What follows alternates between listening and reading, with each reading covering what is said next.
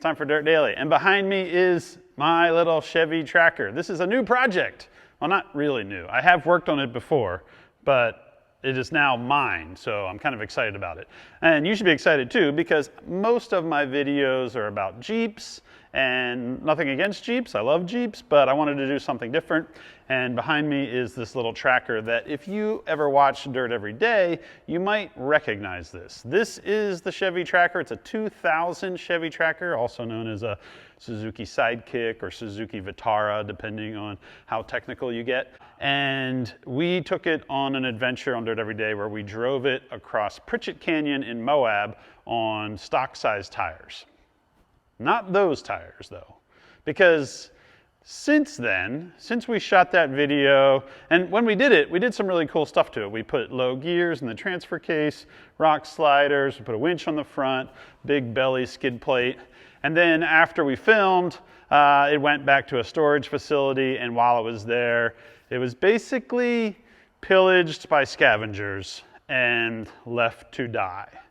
I think it was sitting outside, and somebody told me, hey, are you interested in this? And I was like, yeah, and it showed up here, and it did not have tires. In fact, those tires are just some tires and wheels that I had that I was able to bolt onto it to get it off the trailer. This thing, it was a really cool truck. I mean, we beat it up pretty good when we took it across Pritchett, but I don't think I did half, or Dave and I did half of the damage to it that it has now. That fender, I don't really recall us smashing that fender and door.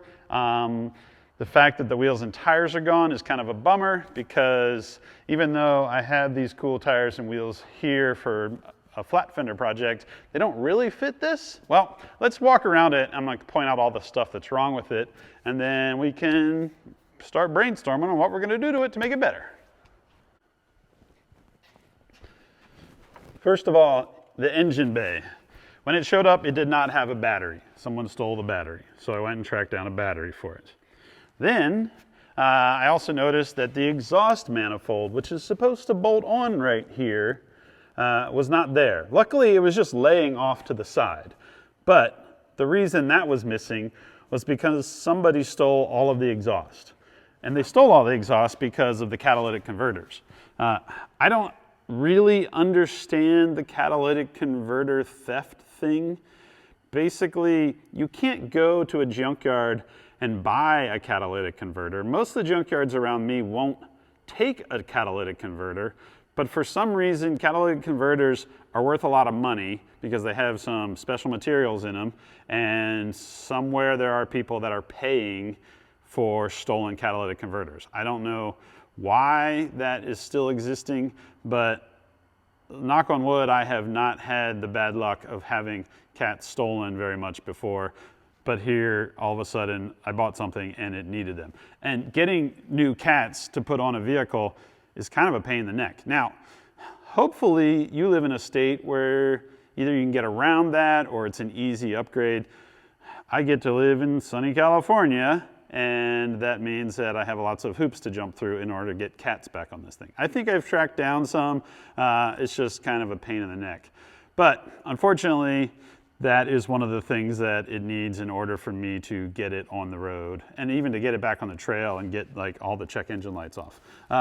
I did put a battery in it. I put a cool little like battery disconnect system right here because I know this thing's not going to be running and driving a lot very soon. So I put this on so that I can disconnect the battery and it doesn't kill the battery, because for some reason everything around my shop is notoriously dead battery situation. So let's look underneath.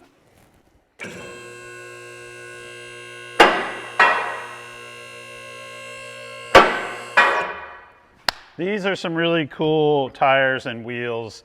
These are a 650/16. They're from Coker Tire. They're like a remake of the old Firestone. They have a really cool tread pattern. And these are some steel wheels. They're probably from Amex Ada, where they're just like a replacement Jeep wheel. So it's 5.5 bolt pattern, which is cool that the Tracker has the same bolt pattern as old Jeeps, because I have lots of old Jeeps. The issue is that I needed tires to get it off the trailer.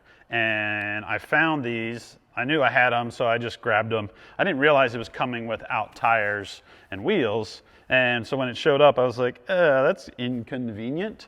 The rears just bolted right on. The fronts did not. They didn't. The wheel does not clear the brake caliper. So luckily, I also had some wheel spacers. I put the wheel spacers on, I bolted the tires on, and they still don't really clear.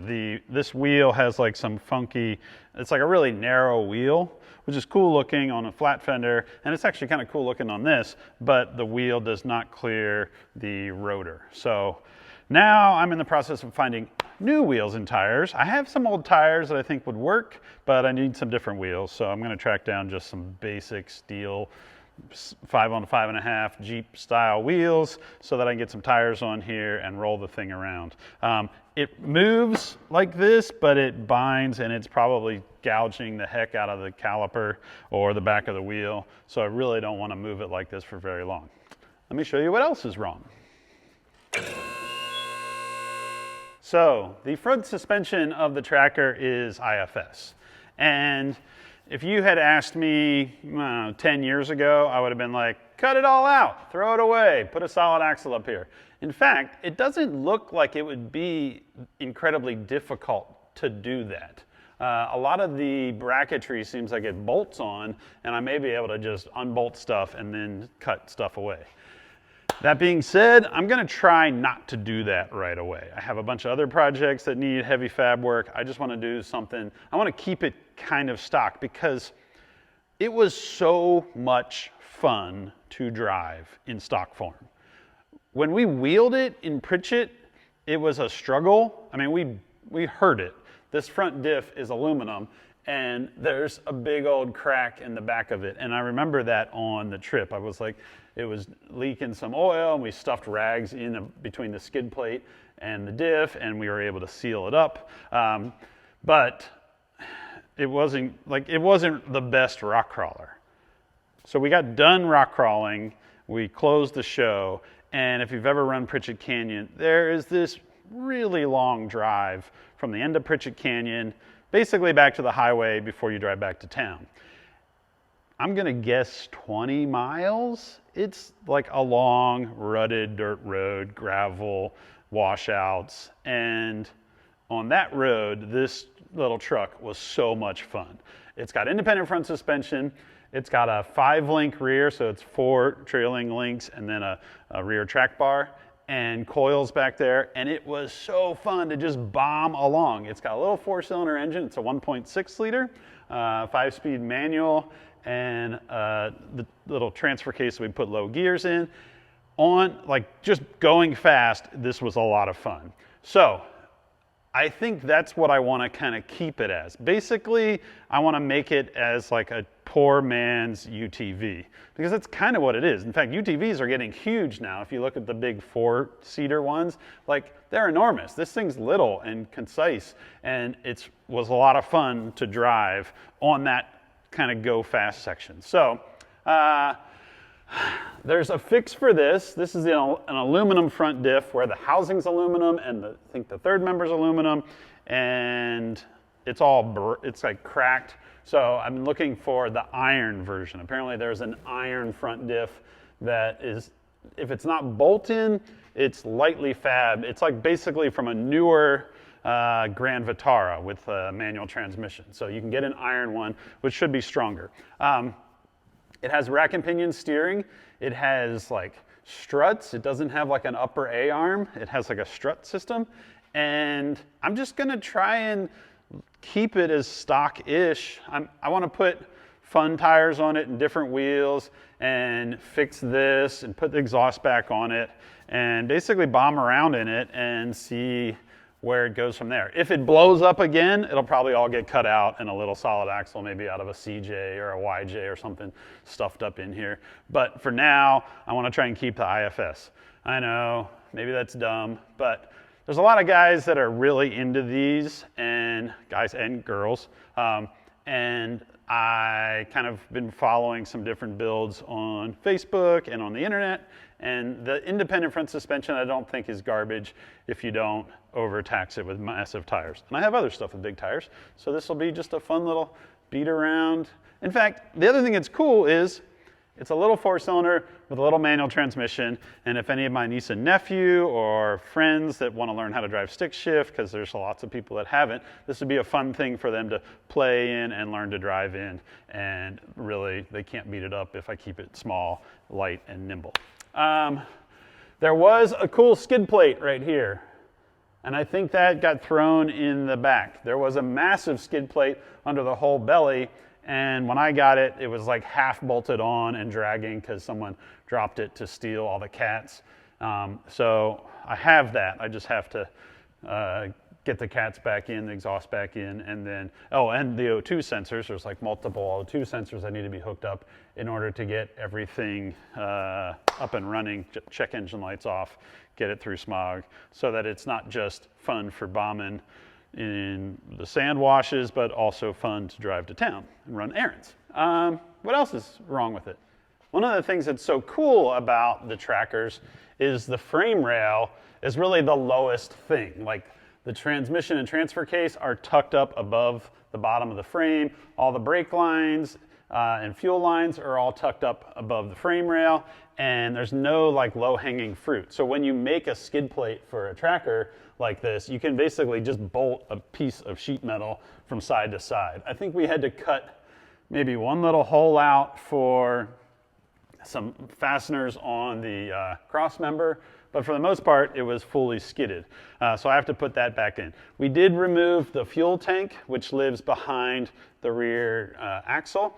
And part of that was for departure angle. The fuel tank is in the back of, basically in the back seat. The back seat is gone, but where the back seat would be. And all of the proper vent lines and all the smog stuff for the fuel tank are still there. So in theory, the fuel tank should still pass smog. If it doesn't, I may need to relocate it back here or figure out what's missing. But I think everything is all the same as it was. The return line, the fuel fill line, any smog, charcoal, canister line, or any of that stuff. So I'm pretty stoked. I mean, it's a fun little truck. It's got everything's tiny on it. So like I'm used to working on 60s and 14 bolts and big heavy stuff, and this is all like little and tiny, and there are some aftermarket suspension stuff for it. I think there's a company called Cow Mini that makes stuff for it. I don't know if ARB, Old Man Emu, makes stuff for this era or the earlier era, because there's basically two eras. There's like the Suzuki Sidekick era, and then it was reintroduced as the Chevy Tracker, but there was also the Suzuki Grand Vitara. And I think this one, being a 2000 and a two-door, would actually qualify as a Suzuki Vitara, not the Suzuki. I think the Suzuki Sidekick name was discontinued at some point in there. Don't quote me on it, I'm not a Suzuki expert yet, but once I get this thing going, I will be. Oh, and the other thing is, my friends up in Oregon, you might remember this guy, Graham and Kate. They came along when we did the 4Runner on the Fordyce trip and also the 4Runner snow wheeling trip. Well, they and a bunch of their friends in this sketchy Oregon boys group, they're all getting into these little Trackers and doing some really cool stuff with it. So that's another impetus for me to get this one, get it back together, and take it wheeling. Go bomb around in it. So if you have any ideas, put it in the comments below. I don't think it's going to get built up crazy big parts, big axles. I like it keeping it small and tiny and fun and nimble. But I am open to any ideas or suggestions or parts that you have used on these little Trackers that you recommend. So that's it for this Dirt Daily. Stay tuned for more updates on the Tracker as parts show up. It'll get back in here on the shop, and hopefully we can do some more repairs to it. We'll see you guys next time.